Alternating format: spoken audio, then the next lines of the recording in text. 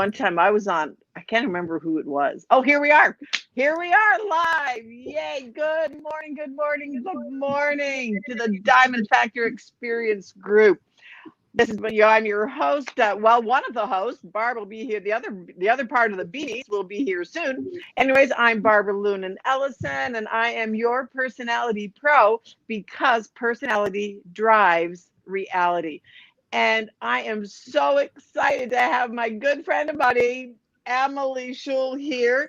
And I have to tell you, in all you know me, I'm all about telling it like it is, fessing up when I do stuff, because you know what, that gives everybody else permission to fess up when they do stuff. So Emily and I had talked, oh gee, Emily, how long ago was it? It was a couple of months ago. A few months ago, yes. Yeah. And so scheduled her on the show, was all excited, but you know what? Life gets in the way. And so then one day I was going through my notes and I found Emily's name and I went, so I sent her a note, said, gee, Emily, I know we've talked, we've connected somehow, but where and how and what have we done? Because I had totally lost it. And she said, well, you invited me to be a guest on your show. And I went, duh. Exactly. So you know what? Life happens. And so, Emily, I'm so happy that you are here.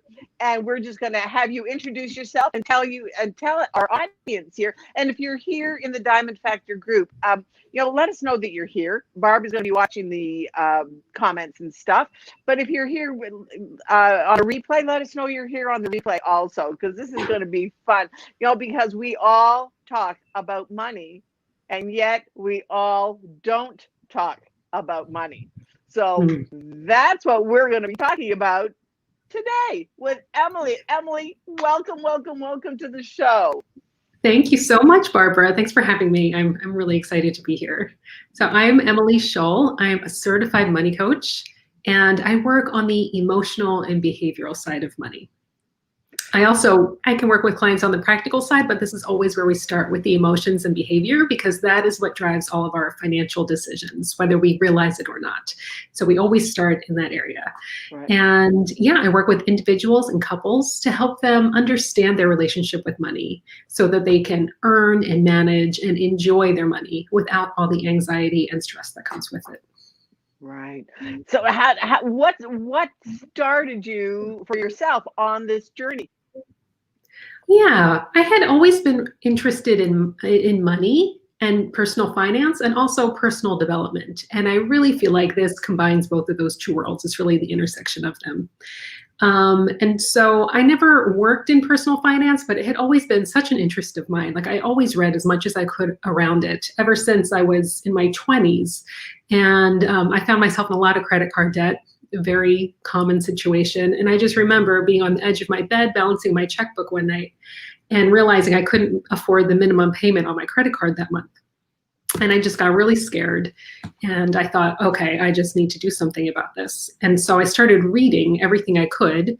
And at first, nothing really made sense. And the more I read, the more it sunk in.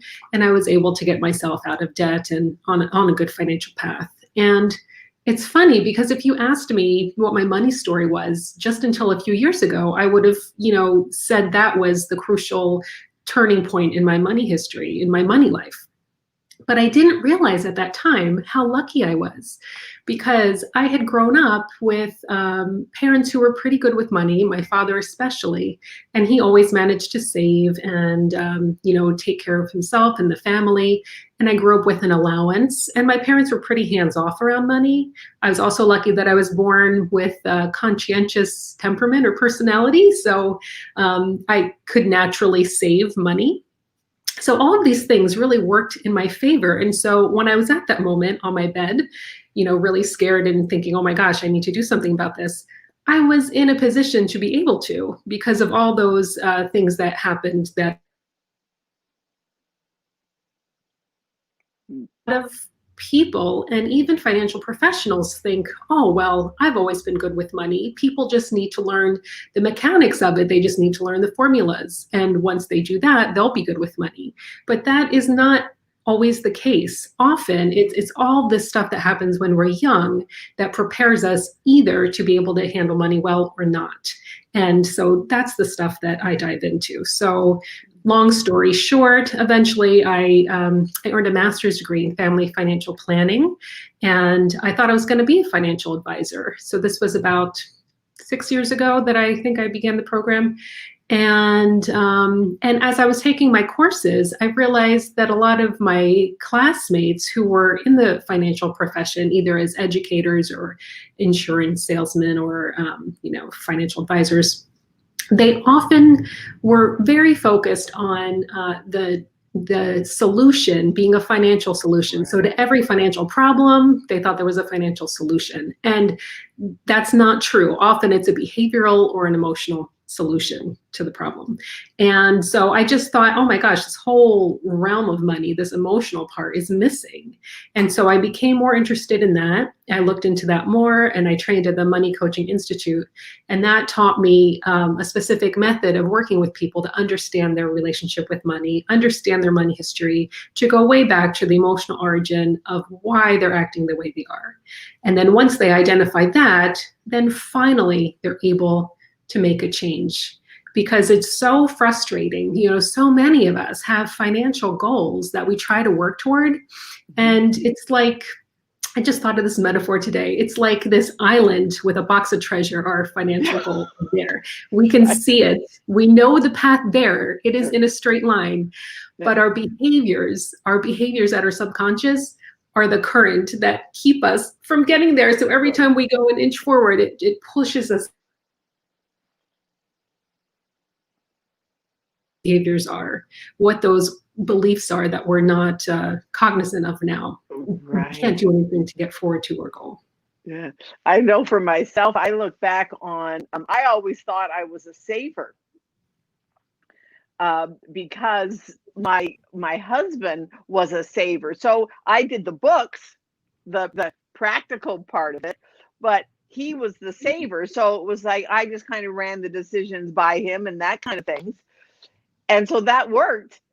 But when he passed away and I was like left on my own, oh, brother, I have to admit, I got myself into a little bit of financial trouble because I realized I was a bit of a spender.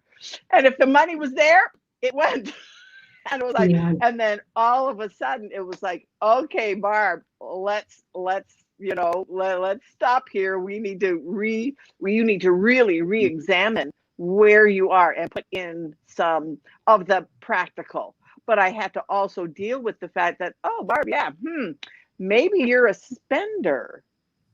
And I would give, and not necessarily just on myself, but I would give to other people. I would give to charities, and I would give to, ministries. And then all of a sudden it was like, okay, yeah, Barbie, you have to stop. You have to pick and choose and get some sort of stability in your financial, and had to go back to school to learn how to do that. So what would you say would be a great, how should somebody start? Like, I know how I did it, but if somebody is just finding themselves in the situation that you talked about and I just shared, if they are in that situation, what's the best way to start the process? What should they look? Is there like a look to do this first kind of thing? Yeah, so awareness is always the first step. So when I work with people one-on-one, we always start with their money history. So I have them write out their money biography, starting with their earliest money memory all the way up to the present. And this takes hours. It takes a long time, and it brings up so many memories. But what's important when going through this is to really identify what were the emotions behind those money memories. What were the emotional drivers there? Right. And that, when we look at that together, we're able to see clearly the patterns of behavior and where exactly they came from. And they usually come from very early in childhood. If they come from adulthood, then it's usually some sort of personal vow that they've made to themselves, which has a really powerful impact, because even though you make a promise to yourself, it's a conscious, the way you do it is conscious. I know I'm doing this, but it gets into the subconscious because it comes from such a powerful emotional experience that you're doing that. And so the subconscious wants to make sure that you are going to fulfill this promise to yourself, even if it's to your detriment. I can give you a really good example of that if you'd like. Sure. Absolutely. So I was love working with a examples. young couple. They were engaged, and they were just so fabulous to work with. And a problem came up that they didn't even realize that they had at the moment. So going through the money biography of the young man, he had this clear pattern of behavior that whenever things were getting financially difficult in his life, he would not tell anyone about it, even though his parents or someone else might have had they might have been able to help him through that. He always kept it to himself and really suffered sometimes. So for example, he was a graduate student, and sometimes his funding didn't come in on time. So one summer he spent the summer sleeping on his friends' couches or floors or wherever he could, and really scrounging around campus for free food opportunities. His parents could have easily helped him out, but he didn't tell his parents about this. And this happened, you could see it in his biographies, we went through it like 2 or 3 times, I think 3 times. It was a clear pattern. And when I asked him about this, he had no idea what the origin of this was. Now, I could clearly see it in the money bio, but this is how, we have so many layers of understanding, and we can know that something happened, but not really understand it. So that's why it's important to work with someone else to help us see, because we can never see all of ourselves. Even I can't, no coach can even see all of themselves. That's why coaches have coaches. Exactly. That's why we have coaches. Yeah. So he had no idea. He really thought about it. He had no idea where this came from. So we went back to his money bio, and I pointed out when he was 11 years old, and we read that again. And he wrote in there, when he was 11 years old, he realized for the first time, he had a younger brother who was born with a medical condition. And he realized for the first time how much money his parents were spending on keeping his brother healthy. Wow. And so he made a decision in that moment that he would be as financially independent as possible, so that his parents would have the resources to spend on his brother. And he didn't know in that moment, or even all these years later, the effect that was having on him and his decisions. And these were decisions, this pattern of behavior was going to continue into the future, because I asked him, before we got to the point of origin, where did this come from? I asked him, well, you're getting married. So if you lose your job, for example, once you're married, is that something you're going to share with your wife? And he thought about it, and he was so honest. He's like, I really would want to try to find another job before I told her. Maybe after a few weeks or a few months, if I don't find a job, maybe then I would tell her. But I would really try to, handle this on my own and not bother her. And I kept asking him, is it because, do you think she'd feel, think less of you? What is behind this? And he just had no idea what was behind it until we got back to his money bio and read it, that decision he made when he was 11. And then you could just kind of see the wheels turning in his head. And I always follow up with clients a few weeks later to see what sticks and what doesn't. And so in our follow-up meeting 2 weeks later, he said, Emily, I have to tell you, during this time, one day I checked my balance and it was negative. So my funding didn't come in again. And I picked up the phone and I called my fiance and I told her. Not that she could help me with it, but at least I wanted to let her know. So that was just so powerful and so just so wonderful for me to hear. And for them, you can see how that really changed the trajectory of their relationship, because now he was able to be honest with her, and not that he ever wanted to be dishonest with her. They really loved each other. So many times when we're dishonest about money, which is very common in relationships, it doesn't come from a place of trying to be hurtful. We don't know where it comes from. And until we identify where it does, there's really so little we can do around it. And then we just end up hurting our partners and ourselves. Right. And it's funny, just telling that story, it brings up, for myself, when David and I, if we would go to a fair or a craft show or an event like that, I can look back now and realize that I purposely did not take money with me. I did not have cash money with me because in my mind, I knew that if I really, really wanted something, I would have to ask David for the money. And that was the determination. Do I really want this, or is this just a spur of the moment? Because I realize now that that was my spender person. And I can look back now and going, oh, that's why I didn't take, and that was one of my realizations. That's why I didn't take money to these shows and craft shows, that because otherwise I would just, because I was a bit of a spender. And I realize that now, but I can look back on that and go, oh, that's why I didn't take money to shows and stuff. Because then if I would have to really say, okay, you know what, I really, really, really want this. So because I really want it, I'm willing to ask David for the money, because he always had money, and he always, had cash on him. I can look back and now I can laugh at myself about it. But, I think those are the things that happen with people. Mm-hmm. Just but we find out why. It just where did that behavior come from? Don't know. I'll have to think about it more now that it's kind of come back to my surface. But you talk about awareness. So yeah. Oh wow. Absolutely the truth. Because don't you think that so many, like, they always say that, like, I think a lot of the divorces, I'm not sure, I mean, I don't think it was like 40% of marriages or relationships end up breaking up because of money issues.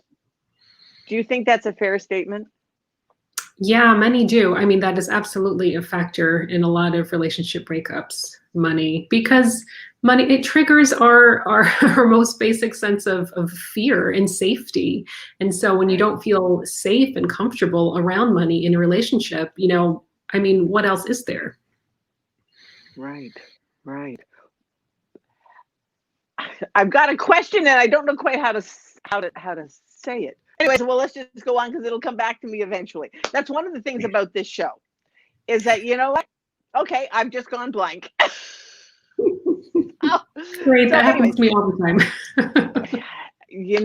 It is so funny when I see somebody who you think is absolutely perfect, and some of these really big name people, and then all of a sudden they go blank.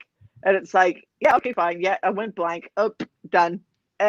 And they go on. So that's kind of what I have to do. Anyways, so now we've talked about getting started. What are some of the other steps that people can go through to get them, like, once they're aware, once they say, okay, this is something that I really do have to work on? What are some actual strategies that, once they've got a little bit of the mindset and know why they're doing it, what are some of the strategies that individuals or couples can work on to bring them closer, if you have two that are so disparate between the two of them? Yeah, great question. So when I work with couples as well as individuals, we go through and we identify what areas they want to work on. So what is most distressing in their patterns of behavior around money? So if that's, anxiety or avoidance or financial dependence, we write all those down, and then we say, okay, what do you want to move toward? So if someone is very anxious, then they want to move toward feeling calm around money. Okay. Or if someone is financially dependent, they want to feel confident that they can handle money on their own. And then we take each of those things and we break it out into action steps. And I am such a big fan of, first of all, this is all client driven. So, we all know ourselves better than anyone else can ever know us. And I never prescribe anything because, we know what's going to work for us and what isn't, right. What we've tried before, what we like, what we don't like. And so I break it down into really the smallest steps possible, driven by what the client wants. So for example, if it's, financially, dependent on someone and you want to build up your confidence. So the first step could be looking at my numbers. So and then what does that look like? That is such a broad goal. So once a week, every Friday night after dinner, I love to also attach a time of day, like a specific, when exactly are you going to do this? What's the trigger? Okay, dinner's finished, the dishes are done. Now I'm going to sit down and I'm going to open my online banking statements. And then I'm just going to look. So that's an example of one small action step. Yeah, I'm just such a fan of really small steps and steps that are very doable, because I think where most of us fail in reaching financial goals is that we just make them way too big. And Or too complicated. I think for myself, I think I can look back now that you're saying that it's like, Barb, heaven forbid, pick one thing to yeah, do rather than trying to do so many other things that it's like, because then I can look back on times and went, oh yike, I was so overwhelmed that you do nothing, that I did nothing. And then of mhm, course it escalated. yes, yeah, exactly, exactly. Yeah. Yeah. Yeah. And Wow. here's Barbara. Hello, Barbara. Oh, I snuck here's Barbara Beckley. in. How are you doing? Hello, Emily. Sorry, I'm late to the party, but I did hear that last part about taking steps in your finances and stuff, and not overwhelming yourself. I am so glad you said it, Emily, because I do that. Mhm, Yeah. I have to we all admit, do. I'm vulnerable. Barbara knows me. I will just tell it so people know they're not alone. But yeah, good information, good stuff. So I don't want to stop. Keep rolling, and I'll just jump All in. right. All right. And also, one other thing that I work with clients on is how to change their perception around what they're feeling, their situation.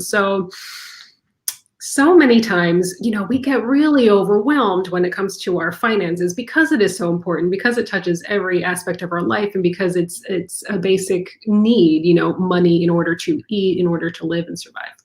So we get stuck in this emotional part of it.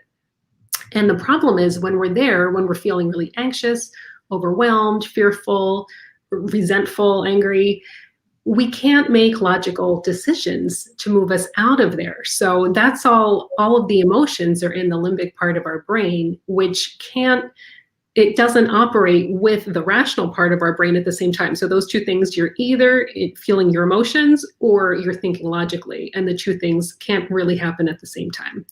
So I have some steps to help people get from when they're ruminating on the emotions, on what they're feeling, to get them out of that and into the thinking part of their brain. So one easy thing to do is a few questions that you can ask yourself. So the first question is, what is it that I'm feeling? This is the famous, like, name it to tame it. Like, if you can name an emotion, then it's manageable. I think if you can mention it, it's manageable. I think I heard Mr. Rogers said something like that. So what am I feeling? I'll give you an example. So I was speaking of trying to take our tasks down to really little steps. I had to file an insurance claim, and I was postponing it, and I just really didn't want to do it. And so I asked myself, what am I feeling? Why am I not doing this? And I realized I was embarrassed because the event had happened several weeks before, and I was embarrassed that I hadn't got to this by now. So then the next question is, what is the worst that can happen? So the first one is, what am I feeling? The second one is, what's the worst that could happen? The worst that could happen is I would be embarrassed when talking to the claims agent, and they would tell me, oh, it's too late to submit your claim. Sorry, you didn't act fast enough. All right, so that's the worst that could happen. What would I like to happen? What would be the best case scenario? So that's the third question. What's the best case scenario? Best case scenario is, I have a pleasant conversation with someone and they end up giving me all of my money back. So the last question was, is it worth it to move forward? Like, heck yeah. Yes, it's worth it to get this money back. And so I was just so amazed how simple it was after weeks of being in this mental fog and emotional fog and go, oh, I need to do this, but I just can't. And finally, I was able to just pick up the phone and have this conversation and get the ball rolling. So that's one great tip that I would love to share with people. That's what comes up with me. That's that, fess it up. Hey, I did this. And because once you do, you feel better. You feel better. You Mm-hmm. realize, gee, the other person, oh yeah, Barb, that's okay. Or like you, it's like, hey, you got, everything, it all worked out well. I think we make mountains out of molehills. That's what my mom used to always say. Barb, you're making a mountain out of a molehill. Just Yeah. Yep. And it's also the shame Project. that goes along with that too. So not only are we stuck in our thoughts, but then we feel badly. And then that, it's like a snowball effect. And then it's just harder to get out once the shame gets rolled up in there as well. So just taking a step back and identifying, okay, what is it that I'm feeling? That's why, I always start with the emotions in everything that I do. It's always starting with the emotions. I like that because I always tell people it's a mindset. It's not just, people look at money as, okay, you need money to, and I get it. We all need money to do things to move forward. I get that.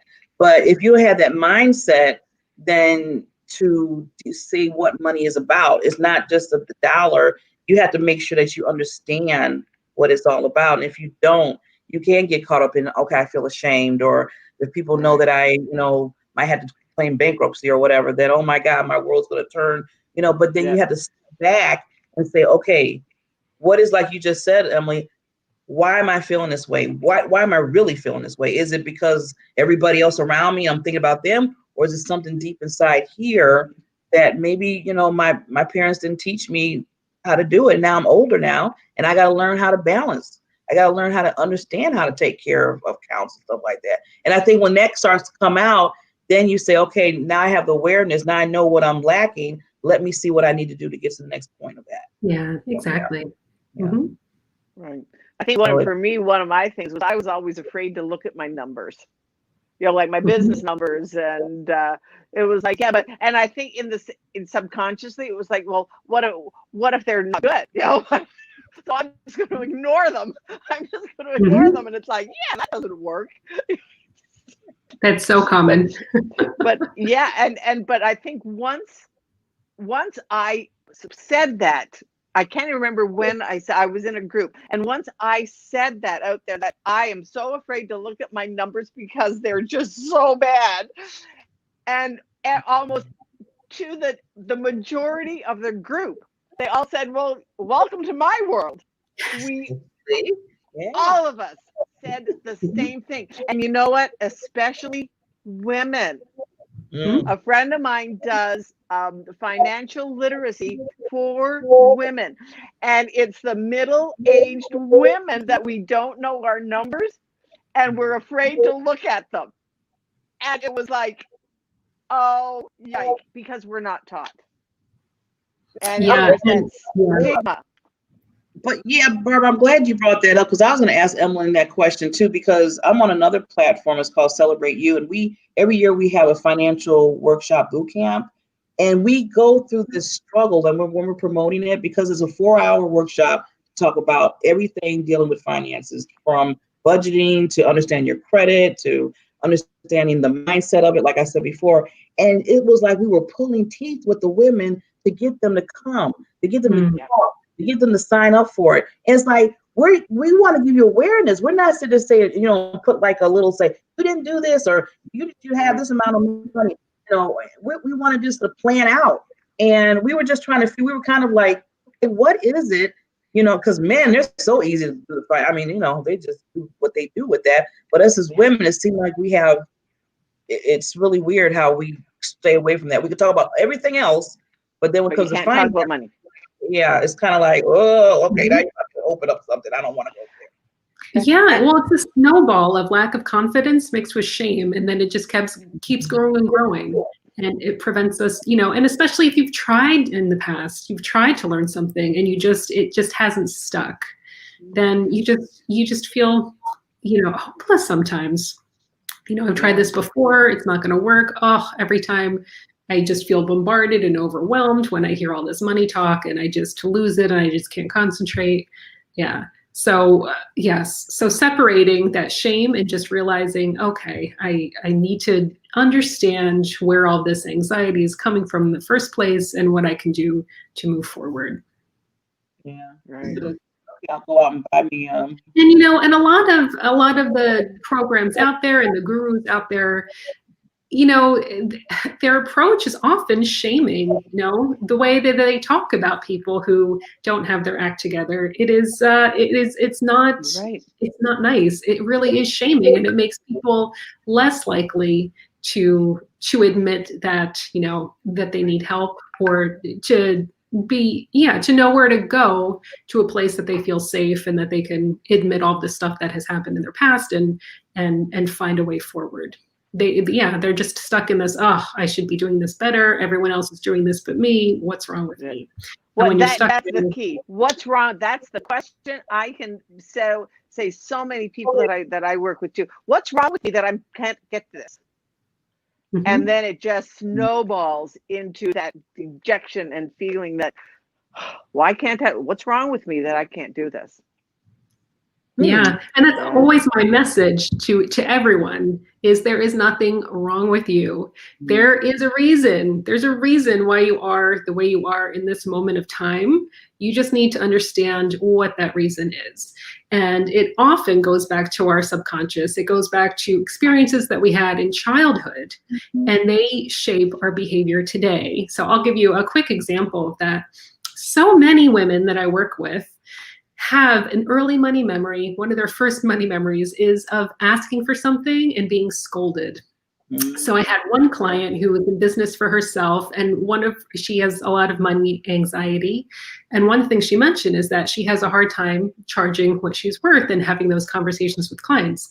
So when we went through her money history, her first 2 money memories were of asking for a gift and her mother yelling at her saying, we don't ask for things. If someone wants to give you something, then that's up to them, but you never ask for something. And so that sticks. When you do this, when you're 5 years old, when you're 6 years old, then your brain remembers this. You have a really strong emotional reaction to this. Oh my gosh, there's something wrong with what I just did. I need to make sure I don't do this again. So your brain makes sure for you that you don't do this again by acting automatically. Next time you're in a similar situation and this fear arises, you're going to act some way automatically. You're going to not say what you want or what you need. You're just going to, leave it up to others.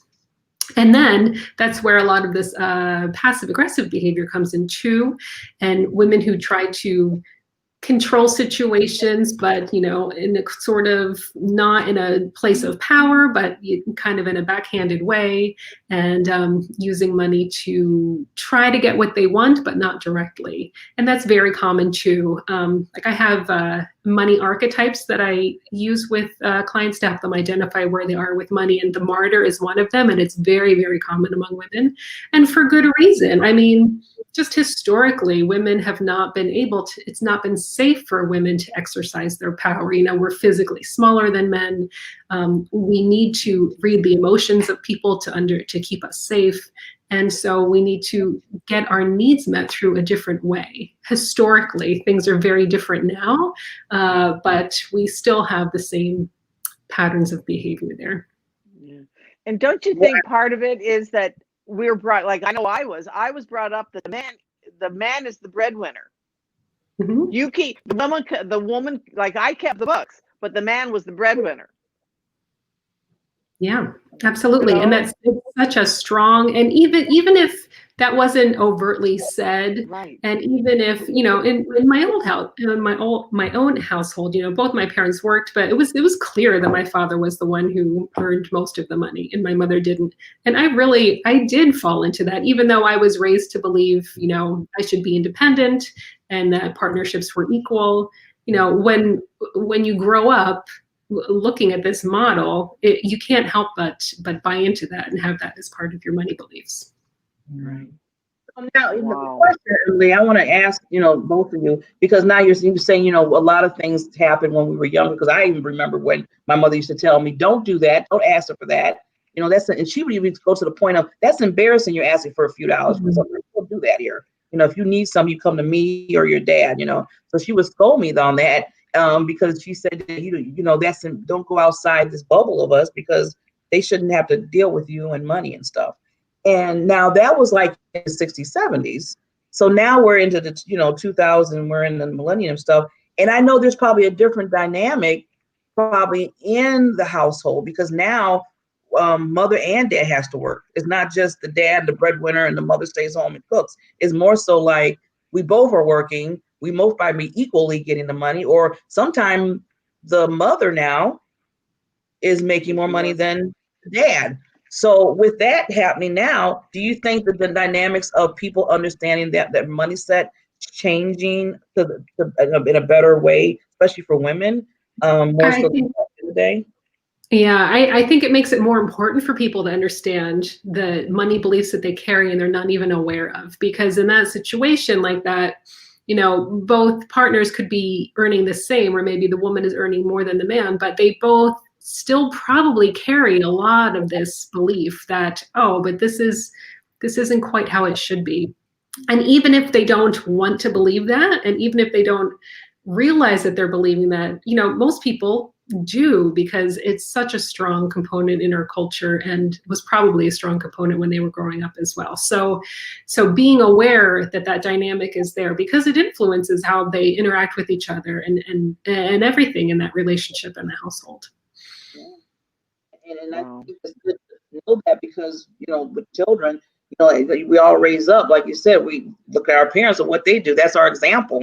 So understanding maybe, and I'm just thinking for this because of me with money, I think of myself that, you got to understand, you got to, when you're in a business, you are value, you have value. And a lot of times if you grew up where you might not feel valued, or there was some issues going on, and then now you're in your own business and you're trying to like chart, say, okay, this is costing this. And then somebody says, well, I'm not going to pay that. And then either you're going to say, well, you know what, that's what it's worth. Or you're going to say, oh, you want a discount? Maybe I could, and that's what happens. We start to, okay, you put the value of yourself, and then now you bag it back because somebody said, no, I'm not going to do this. And that causes a lot of problems within your business, because you need to charge your worth, your worth. Yeah, that's such a great point, Barbara. I mean, everything, although we all have unique experiences and upbringing, it all boils down to a few core beliefs about ourselves and our worth that almost all of these money histories come down to. One of them is, I'm not worth it. I'm not worthy of this. Yeah, it's so common. And that's the sad part, because everybody, you're very worthy of it. And, our mind frame and all that stuff that Gook, I always say, gets in saying, oh, well, maybe I need to do this. I think of, I know another person I'm mentoring, and they're discounting everything with their. I said, what are you doing? They said, well, they said they'll take it if I have it like maybe a certain discount. I said, no, they pay for it. They don't want it. They move forward. That's not your client. That's what I tell them. I said, that is not your client, and I want to get that into them, to know that they are worthy. They are special. They have this gift. And if people want to work with you, they're going to have to pay for it. So, and we have to keep saying that to keep our mind going with it. But I know three of us here, we don't have a problem with that. We know we're worth it. We're Not gonna anymore.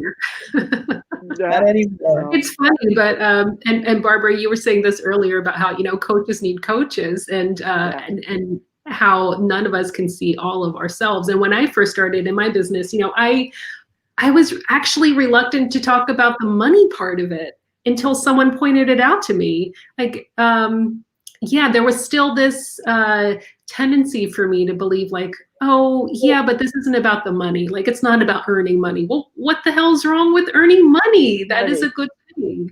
But I wasn't aware that this, that what I had inherited from my mother about something about rich people and just not being nice people, right? So many of us have gotten that message.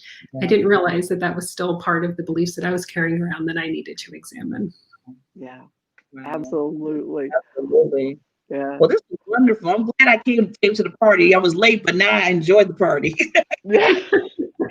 Yeah, Barb, we are going to have Emily back again, just because this is such an important subject, and especially for women, that we're kind of taught. Like, I can remember my parents. One of my first money memories was of my mom and dad arguing, and that they didn't argue a lot, but this was, my dad wanted to do something, and my mom, her thing was, how can you want to do that when we still owe money for this?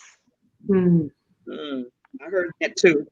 And I can remember, and it was like, oh, and now it's like, oh yeah, don't ask mom for money. Don't ask for money. And it was like, oh yike. And you forget about those memories. That's why it's so good to bring guests on like you, Emily, to bring it to the forefront, that, oh, yeah, I do remember doing that. Yeah. Because you know, if it doesn't come into our awareness, then how can we possibly deal with it? Exactly. Precisely. Yeah. That's a good gold nugget, Barbara. You dropping those nuggets. You always drop those gold nuggets. Right. You know, it's like we got to bring back Emily. We definitely got to bring her. We're gonna have to bring back Emily. We'd Yeah, love to come back. especially around tax time. Oh, we can do it. Let's do it around tax time. All right. I'm gonna tell on myself. I am really bad about doing my taxes. My accountant, she sees my phone number. And so this past year I was worse than normal. And I called her like the day before, and she answered the phone with, "It's okay, Barb, I filed you an extension." And that's how she answered the phone. And I'm like, Kathy, I cannot believe I am so bad this year. And you know, it's At like, least you know, April 15th is coming, Barbara. You know it's coming. You don't have to I called her like April the 14th. And that's how she answered the phone. Hi, because she saw my phone number. She said, "It's okay, Barb, I filed you an extension." Well, at least she did her due diligence with you. She knew for a fact, okay, let me put it because I know she's gonna call it. You know, and then then when I did walk into her office several days later, I mean, I did do it several days later. But when I walked in, and her first comment was, "You're not the only one." Oh, yes. I was just going to say that. Oh my gosh. I'm sure a large percentage of her You're claims. not the only one. And it was like, and then it just became a joke. And not a joke, but it was a lighthearted but I'm not going to do it this year. It was just the way she answered the phone. "It's okay, Barb, I filed your extension." Well, at least one thing you're not doing, you're not beating it, like Emily said, don't beat yourself up with it. And right, you can't, but Emily, don't you think that that's part of what happens? That we beat ourselves up about it, and then we do nothing. Yes. Because we beat ourselves up about it so much, and it's like, how can anybody still love me when I've done this? Mm-hmm. Ooh. Yeah. Yeah. You don't know. Yeah. So, anyways, Emily, this was amazing. So now, we've got a couple of minutes left.